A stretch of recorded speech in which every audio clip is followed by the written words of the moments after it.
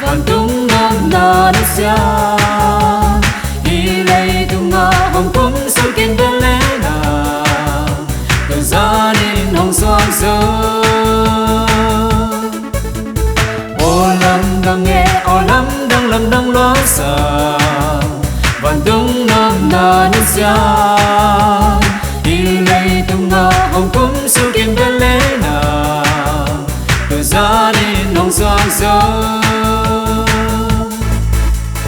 Văn điệp qua nghe để tôi đâm nằm na Nhìn nhau cho mi tê lúc nằm nà ba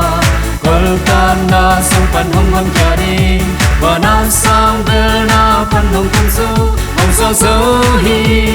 Gum pa nao nghe Văn điệp qua nghe để tôi đâm nằm na Nhìn nhau cho mi tê lúc nằm nà ba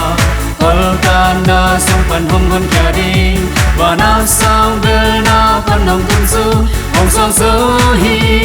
Tương hồng xoan sơ hi